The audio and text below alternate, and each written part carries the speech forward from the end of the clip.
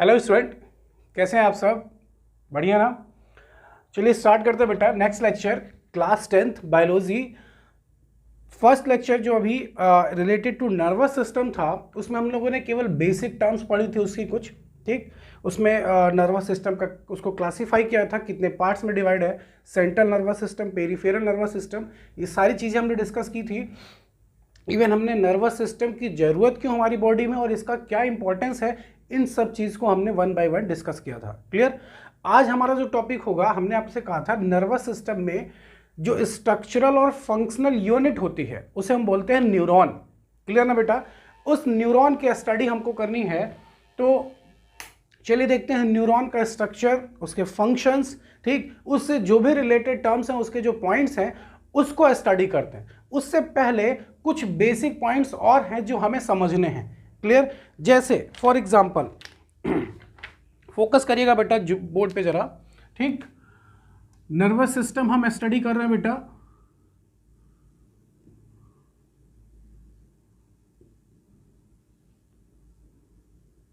इसमें आपको कुछ बेसिक पॉइंट्स कौन कौन से, जैसे रिस्पॉन्स, ठीक ना, स्टिमुलस, क्लियर, इंपल्स, और क्या होगा बेटा, रिसेप्टर,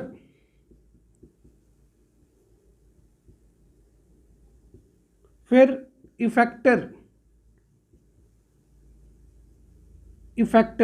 तो ये 5 बेसिक टर्म्स हैं जिनकी डेफिनेशन और जिनका मतलब हमें प्रॉपर पता होना चाहिए। Response, stimulus, impulse, receptor, effector. Sequence थोड़ा सही नहीं है, बट सीक्वेंस आपको डेफिनेशन में प्रॉपरली मिलेगा। अब मेरी बात ध्यान समझिएगा, मेरी बात अच्छे से समझिए, सुनिए ध्यान से, आपको सारा कॉन्सेप्ट समझ में आ जाएगा। डेफिनेशन अभी हम डिस्कस कर लेंगे। क्लियर ना? इसमें क्या है, स्टिमुलस, जब किसी ऑब्जेक्ट को आपके सराउंडिंग में, कोई भी ऑब्जेक्ट, एनी ऑब्जेक्ट, कुछ भी, लिविंग नॉन लिविंग, कोई भी, जिस ऑब्जेक्ट को आप देखते हो या आपकी बॉडी से टच होता है, ठीक, जैसे ये व्हाइट बोर्ड है, मैंने इसको टच किया, ये व्हाइट बोर्ड स्टिमुलस है, ये व्हाइट बोर्ड स्टिमुलस होगा, ठीक। अब जहां पे ये टच होगा, ये जहां पे टच होगा, अब यहां पे मैंने टच किया, हो सकता है मेरा सिर टच हो सकता है मेरा पैर इससे टच हो, या किसी इंसेक्ट के ऊपर मैंने पैर रख दिया, तो जहां बॉडी पार्ट, बॉडी के जिस पार्ट पे वो सब्सटेंस टच होगा, उसे हम बोलते हैं रिसेप्टर। क्या बोलते हैं बेटा? रिसेप्टर। क्लियर ना? आ रही बात में समझ में मेरी? रिसेप्टर बोला जाता है, और जो सब्सटेंस टच हुआ था उसे क्या बोलते हैं? स्टिमुलस। क्लियर ना? अब हो गया स्टिमुलस और रिसेप्टर। अब बात आती है रिस्पॉन्स, इफेक्टर और इंपल्स। तो चलिए, इंपल्स तो अभी हम डेफिनेशन में देखेंगे, आगे कुछ और भी हमें चीजें पढ़नी होगी इंपल्स से रिलेटेड, बट अभी हमारे पास क्या हुआ, हमने किसी ऑब्जेक्ट को टच किया, जिस ऑब्जेक्ट को टच किया वो स्टिमुलस, जहां पर टच हुआ रिसेप्टर। अब मैसेज जाएगा ब्रेन तक। क्लियर ना? ब्रेन तक मैसेज जाएगा, क्या रिस्पॉन्स करना है। वो जिस ऑब्जेक्ट को आपने टच किया है उससे कोई खतरा तो आपको नहीं है, क्या वो कंफर्टेबल है, अगर वो टच भी है तो क्या आपको कोई उससे प्रॉब्लम, ठीक। तो ये ब्रेन डिसाइड करता है, लेकिन डिसाइड कब करता है? जब उस सब्सटेंस के बारे में आपको नॉलेज होगी, अदरवाइज वो भी डिसाइड नहीं कर सकता, क्योंकि उसके बारे में आपको पहले से पता होना चाहिए। एक छोटे से बच्चे को देखो, वो किसी भी एनिमल से अट्रैक्ट हो जाता है, उसे नहीं पता किससे डर लगना चाहिए, किससे नहीं लगना चाहिए, लेकिन धीरे धीरे वो सीख जाता है किससे मुझे डिस्टेंस बनानी चाहिए और किससे नहीं बनानी चाहिए। तो ध्यान रखिएगा, ब्रेन को सबसे पहले उसके बारे में आपको पता होना चाहिए। क्लियर ना? तो जब ब्रेन तक मैसेज जाएगा तो ब्रेन आपको रिस्पॉन्स देता है। तो वो रिस्पॉन्स जो लिखा हुआ ना बेटा, यही चीज है। ले जाने का काम मैसेज का किसका होता है? Sensory nerve. मैंने बताया था, मैसेज को ले जाना, रिस्पॉन्स लेके आना किसका काम होता है? Motor nerve. अभी डिस्कस करेंगे आगे चल के। इफेक्टर मतलब जहां पे एक्शन करना है। आपने इस चीज को टच किया, जिसको टच किया, व्हाइट बोर्ड क्या होगा? स्टिमुलस। आपका हाथ टच हुआ, ये क्या है? रिसेप्टर। मैसेज गया ब्रेन तक, ब्रेन से रिस्पॉन्स आएगा। आपको हाथ हटाना या नहीं कोई जरूरी नहीं है, आप हटाओ या ना हटाओ, ठीक, क्योंकि इससे कोई आपको हार्म नहीं पहुंचेगा। ये इफेक्टर है। अगर यहां पे कोई प्रॉब्लम होती तो ब्रेन ये ऑर्डर देता, आपको सजेस्ट करता कि अपना हाथ आप वहां से हटाइए। तो इफेक्टर के लिए एक्शन क्या होता कि आपकी मसल्स को कॉन्ट्रैक्ट कराता, आपका हाथ फोल्ड हो जाता। क्लियर ना? तो ये 5 टर्म्स हैं, ठीक। पहला कौन सा? स्टिमुलस, स्टिमुलस, फिर कौन सा बेटा? Receptor, response, effector, impulse. Clear ना? इन पांचों वर्ड्स की जो परफेक्ट डेफिनेशन है वो आपकी स्क्रीन पे आपको दिख रहा है, वहां से इसको नोट डाउन करिएगा। देखिए क्या लिखा हुआ है। पहला स्टिमुलस, स्टिमुलस में लिखा है एन एजेंट और a sudden change, an agent कोई भी ऑब्जेक्ट, या फिर sudden change of the external और इंटरनल इन्वायरमेंट, अचानक कोई चेंज हो एक्सटर्नल आपके सराउंडिंग इन्वायरमेंट में, internal environment, that result in a change in an organism, जिसकी वजह से उस पर्सन में कोई चेंजेस आएगा, और any of its body part, या फिर बॉडी के पर्टिकुलर पार्ट्स में जहां पे वो टच हुआ है। क्लियर ना? इसे हम क्या बोलते हैं? स्टिमुलस, जिसकी वजह से ऐसा हुआ। ठीक। उसके नीचे देखिए response, the change in an organism resulting due to stimulus, stimulus की वजह से जो चेंजेस आया, ठीक, उसे हम क्या बोलते हैं? रिस्पॉन्स, आपने जो मतलब उसके अगेंस्ट जो वर्क किया। ठीक ना? नेक्स्ट है impulse, a wave of irritability in bracket electrical disturbance that sweeps over the nerve cell. अब ये इंपल्स क्या चीज है, अभी आगे चल के हम बहुत अच्छे से हम समझेंगे इस चीज को। ठीक, अभी के लिए इसको ऐसे ही नोट डाउन करिएगा। नेक्स्ट है आपका रिसेप्टर, मैंने आपको बताया स्टिमुलस जहां पे टच होगा बेटा उसी को हम बोलते हैं रिसेप्टर। देखिए, the specialised epithelial cell which on receiving the stimulus, जहां पे टच होगा तो वो रिसीव करेगा। ठीक, receiving the stimulus set up wave of impulse towards the central nervous system, उसको किधर किस तरफ सेंड किया जाता है? सेंट्रल नर्वस सिस्टम यानी ब्रेन या फिर स्पाइनल कॉर्ड। पहले तो स्पाइनल कॉर्ड के पास ही पहुंचेगा, फिर ब्रेन के पास पहुंच जाता है। इफेक्टर, इफेक्ट मतलब क्या होता है? एक्शन दिखाना। कहां दिखाएगा? मसल्स, ग्लैंड, दोनों पे भी हो सकता है, एक पे हो सकता है। मसल्स और gland which on receiving the impulse from the brain. देखिए क्या लिखा है? मसल्स एंड ग्लैंड, मसल्स या फिर gland which are receiving the impulse from the brain और स्पाइनल कॉर्ड कॉन्ट्रैक्ट और सिक्रीट सब्सटेंस। ध्यान रखिएगा, ये है इफेक्टर। इफेक्ट आपको जो एक्शन दिखाना है, दिखेगा आपकी बॉडी में, वो मसल्स और ग्लैंड। और लेके कौन मैसेज आता है? Motor nerve. मैसेज ले जाने का काम किसका होता है बेटा? किसका होता है? Sensory nerve. क्लियर ना? ये टॉपिक क्लियर है आपका? तो वापस से जरा बोर्ड पे फोकस करिए। आगे चलते हैं नेक्स्ट टॉपिक की तरफ। तो ये था कुछ बेसिक टर्म जो हमें समझना होता है। अब जरा देखिएगा नर्वस सिस्टम में नेक्स्ट टॉपिक आपका है स्ट्रक्चर ऑफ न्यूरॉन। हम बात करते हैं न्यूरॉन की, मेरी बात ध्यान समझिएगा बेटा। न्यूरॉन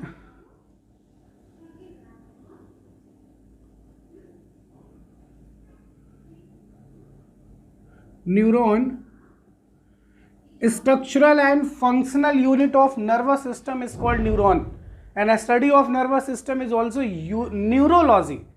क्लियर ना? तो न्यूरॉन्स में आपको 3 पार्ट मिलेंगे। पहला तो ये पॉइंट हो गया structural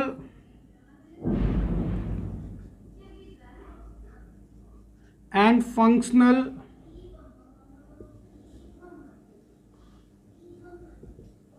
unit of nervous system.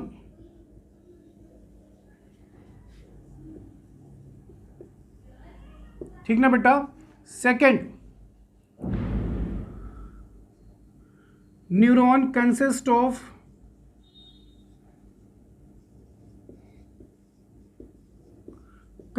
Of 3 main parts.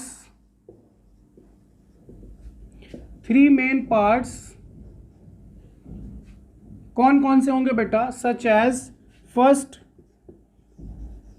साइटोन और सेल बॉडी। क्या बोलेंगे? साइटोन और सेल बॉडी। सेकंड क्या होगा बेटा? सेकंड क्या होगा? एक्सोन। एंड थर्ड क्या होगा बेटा? डेंड्राइट्स। क्लियर ना? तो साइटोन और सेल बॉडी, एक्सोन और डेंड्राइट्स, ये 3 पार्ट होते हैं न्यूरॉन्स के। और आपको पता है हमारी बॉडी में अगर हम नर्वस सिस्टम की बात करें तो मिलियंस ऑफ न्यूरॉन्स होती हैं जो नर्वस सिस्टम में इन्वॉल्व होती हैं। क्लियर ना? अभी हम पढ़ेंगे टाइप्स ऑफ न्यूरॉन, ठीक, वो सारी चीज़ें डिस्कस करेंगे वन बाय वन। तो ये 3 पार्ट्स होते हैं, साइटॉन जिसे हम सेल बॉडी भी बोलते हैं, एक्सॉन या फिर डेंड्राइट्स। क्लियर ना? चलिए एक बार जरा इसका स्ट्रक्चर देखते हैं, फिर इसका एक्सप्लेनेशन पे आते हैं। ध्यान अच्छे से देखिएगा, कहीं आपको कोई डाउट, कोई क्वेरी होती है तो आप कमेंट सेक्शन में लिख सकते हो बेटा। देखो, अगर हम बात करें इसके स्ट्रक्चर की, आपको स्क्रीन पे भी स्ट्रक्चर दिखेगा।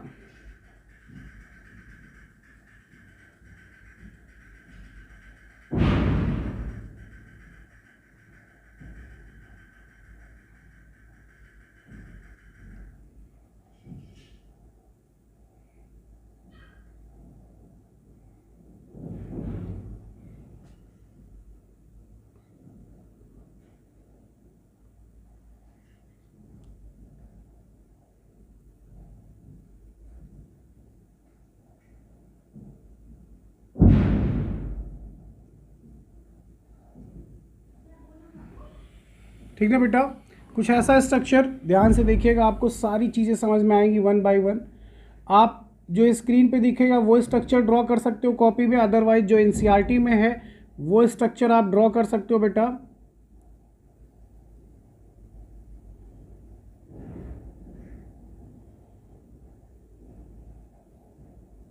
ठीक ना?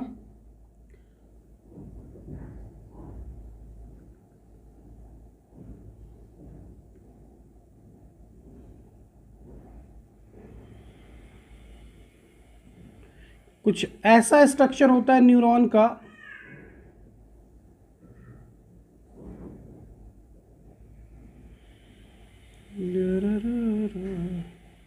ओके बेटा, देखो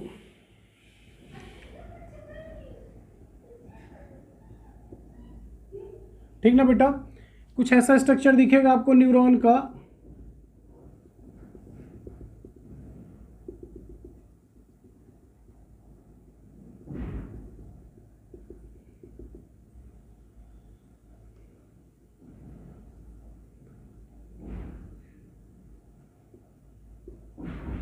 ठीक,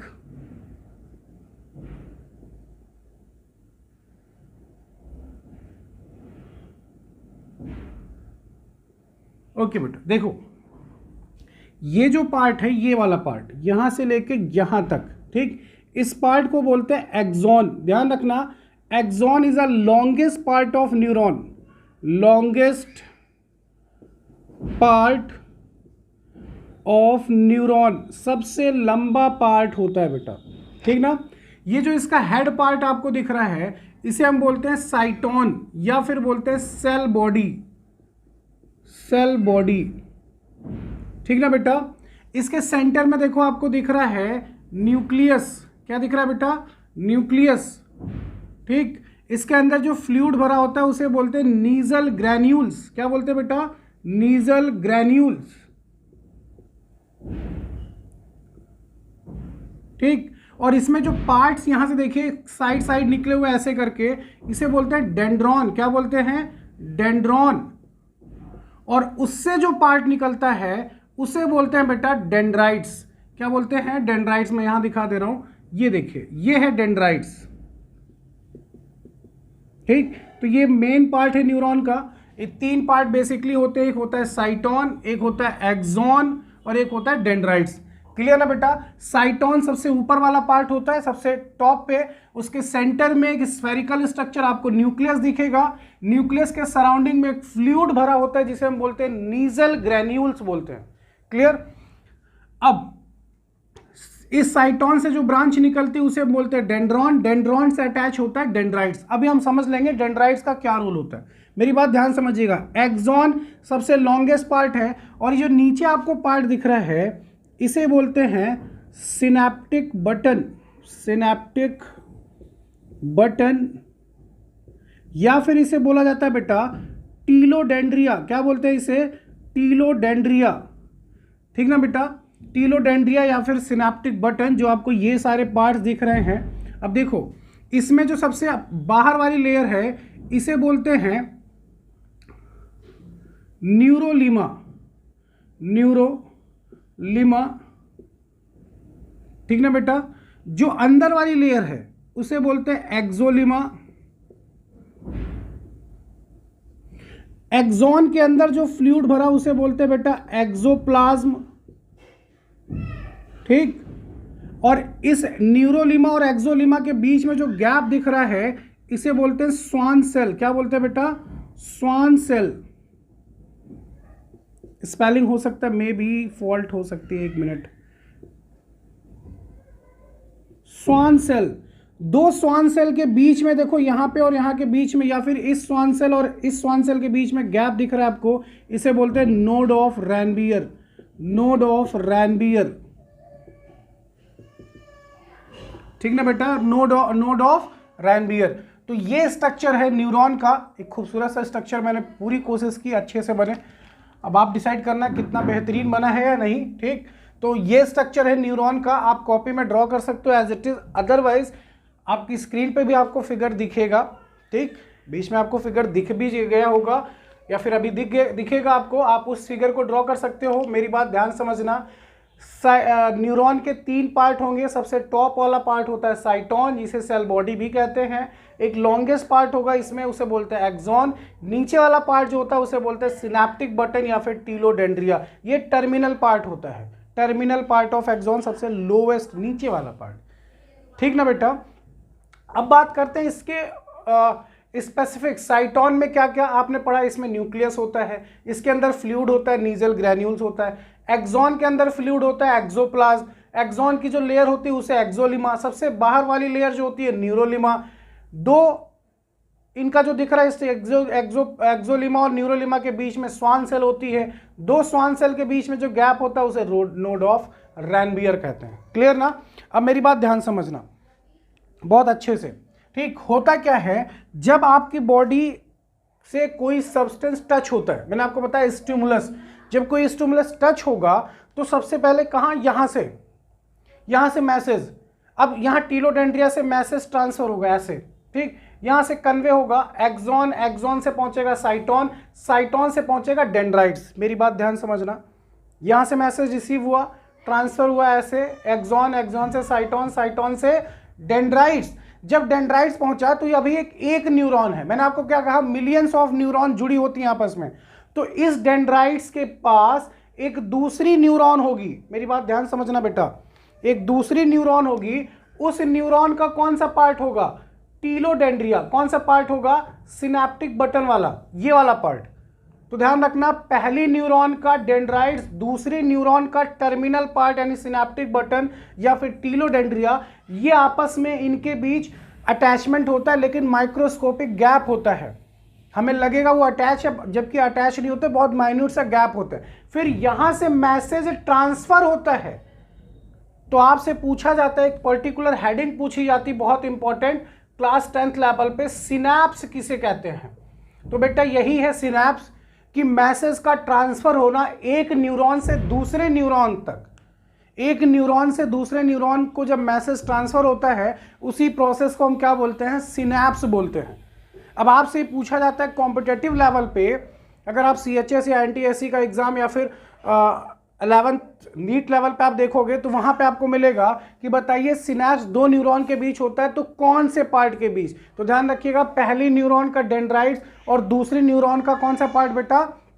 टीलोडेंड्रिया। इनके बीच मैसेज का ट्रांसमिशन होता है, इसी प्रोसेस को हम सिनैप्स बोलते हैं। क्लियर?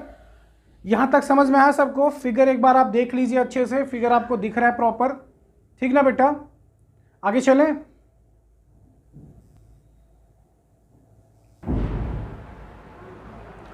फिगर दिख गया सबको बेटा? आई होप आपको समझ में आ गया होगा फिगर। अब चलते हैं इसके एक्सप्लेनेशन की तरफ। क्लियर ना? तो आपकी स्क्रीन पे प्रॉपर रिटन फॉर्म में आपको दिखेगा, ठीक। आप वहां से एज इट इज जितना मैं आपको बोल रहा हूं उतना आप नोट करिएगा। आपके बोर्ड लेवल के लिए, कॉम्पिटिटिव लेवल के लिए सफिशिएंट है अप टू 10th लेवल पे। क्लियर ना? 11th में अगर आप बायोलॉजी स्ट्रीम से होते तो आपको फिर से ये काफ़ी डिटेल इन्फॉर्मेशन में आपको फिर से एक्सप्लेन करना होता है, फिर से स्टडी करना होता है, ठीक। तो चलिए देखिए, आपकी स्क्रीन पे आपको दिख रहा है neuron, the 3 main parts of neuron are the cell body यानी cyton, dendrites and axon. Clear ना। पहला देखिए लिखा है cell body in bracket perikaryon और साइटोन, ध्यान रखिएगा इसका दूसरा नाम है, ये आपको याद होना चाहिए। फर्स्ट पॉइंट लिखा है it contain a well defined nucleus surrounded by granular cytoplasm, granules होते हैं उसमें, तो ध्यान रखना इसके पास एक वेल डिफाइंड न्यूक्लियस होता है, मैंने आपको फिगर में दिखाया था सेंटर में। It has all the cell organelle like other cells, only centrosome is absent because nerve cell have lost the ability to divide। बहुत इंपॉर्टेंट पॉइंट बेटा, कह रहा है इसके पास सारे सेल ऑर्गेनल्स होते हैं एक नॉर्मल सेल की तरह, लेकिन सेंट्रोसोम नहीं होता, और सेंट्रोसोम में सेंट्रियोल होता है। अगर आपने 9th में पढ़ा है सेंट्रोसोम में सेंट्रियोल होता है। सेंट्रोसोम एक नॉन मेम्ब्रेनस सेल ऑर्गेनल है। हमारे पास दो नॉन मेम्ब्रेनस सेल ऑर्गेनल होते हैं एनिमल सेल में, एक होता है आपका राइबोसोम और एक होता है सेंट्रोसोम। तो इसमें न्यूरॉन्स में सेंट्रोसोम नहीं होता, क्योंकि सेंट्रोसोम में सेंट्रियोल और सेंट्रियोल हेल्प करता है सेल डिवीजन में। तो न्यूरॉन के पास सेंट्रोसोम नहीं है, जिस वजह से न्यूरॉन डिवाइड नहीं हो सकती। उसमें देखो पॉइंट्स लिखा है, neuron centrosome is absent because nerve cell have lost the ability, इसी वजह से उसके पास ये एबिलिटी नहीं होती कि वो डिवाइड कर सके। क्लियर ना बेटा, यहां तक किसी को कोई प्रॉब्लम? नेक्स्ट आपको दिख रहा है dendrites in bracket dendron slash लगा हुआ ट्री ऑब्लिक ब्रांच, तो आप डेंड्राइट समझना। These are branch cytoplasmic projection, जो साइटोन से अराइज होता है। These are branched cytoplasmic projection of cell body, they conduct nerve impulse to cyton, ये नर्व इम्पल्स को कंडक्ट करता है साइटोन से। क्लियर ना, टू साइटोन, सॉरी। नेक्स्ट आपको आपकी स्क्रीन पे axon, longest part of neuron लिखा हुआ। It is a long process from the cell body, एक लंबा पार्ट होता है साइटोन से। Second, it very in size sorry from a few millimetre to even more than 1 metre in length, आपको इसकी अलग अलग साइज भी मिल सकती है। In most neuron the axon is surrounded by white insulating sheath called myelin. कह रहा है एक्सॉन के चारों तरफ एक माइलिन शीथ होती है, इंसुलेटिंग होती है, कोई कंडक्टिविटी नहीं होती। Sheath which is covered by an outermost thin sheet called neurilemma, मैंने आपको बताया सबसे आउटर लेयर होती है न्यूरोलिमा, और अंदर कौन सी थी? एक्सोलिमा। तो उन्हीं के बीच में कौन सी होती है बेटा? Myelin sheath. क्लियर ना। The myelin sheath shows gap throughout the length which are called node of Ranvier. मैंने आप इस पॉइंट को मैंने आपके फिगर में आपको शो किया था। क्लियर ना बेटा, आ गया सबको समझ में? नेक्स्ट पॉइंट देखो इंपॉर्टेंट लिखा है, the end portion of axon have swollen end like bulb which store certain chemicals called neurotransmitter। End पे जहां पे एक्सॉन खत्म हो रहा है वहां पे कौन सा पार्ट था? टीलोडेंड्रिया। नोटिस किया था आपने फिगर में, वहां पे कुछ बल्ब लाइक स्ट्रक्चर होते हैं, इंड बल्ब लाइक स्ट्रक्चर, उसमें कुछ केमिकल्स होते हैं, उनका उसे कहा जाता है न्यूरोट्रांसमीटर। ठीक, एसिटिल कोलिन होता है एग्जाम्पल न्यूरोट्रांसमीटर का। क्लियर ना। डोपामीन होता है ये, लेकिन ये आपको हायर क्लास में मिलेगा, अभी आपके लेवल पे ये सारी चीज़ें नहीं हैं, बट इतना ध्यान रखिए न्यूरोट्रांसमीटर होता है। क्लियर ना बेटा। तो ध्यान रखना टीलोडेंड्रिया का काम है मैसेज को कैरी करना और फिर ट्रांसफ़र करना आगे की तरफ। क्लियर ना बेटा, आगे चलें। ठीक, न्यूरॉन का फिगर आपने देख लिया होगा, ठीक ना, न्यूरॉन का फिगर आपको प्रॉपरली दिखा होगा। अब जरा बात करते हैं सिनैप्स की।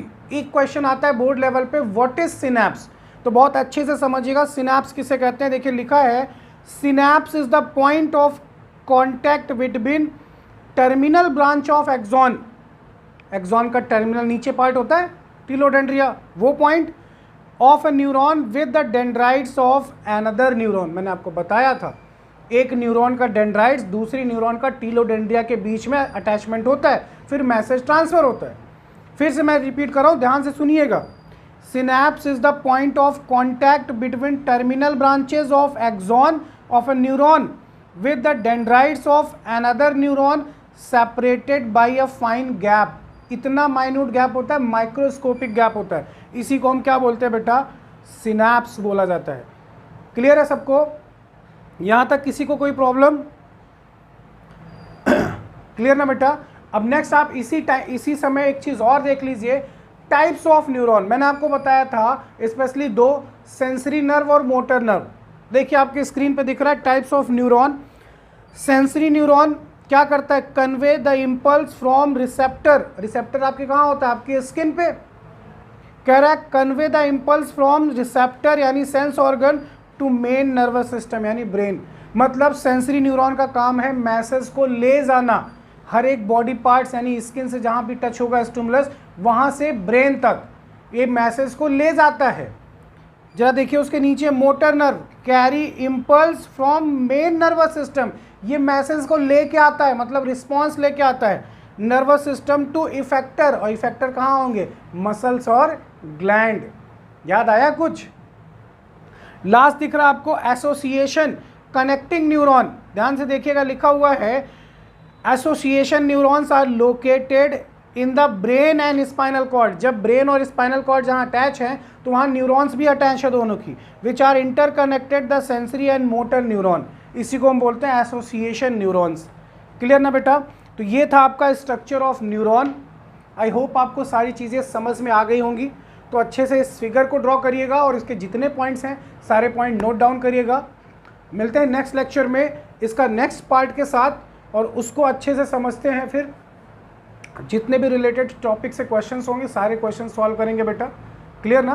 तब तक के लिए इसको अच्छे से आप वॉच करिए, अपना नोट्स प्रिपेयर करिए, और अगर कोई क्वेरी होती तो आप कमेंट सेक्शन में लिख सकते हैं बेटा। क्लियर ना? मिलते हैं नेक्स्ट लेक्चर में। थैंक यू बेटा।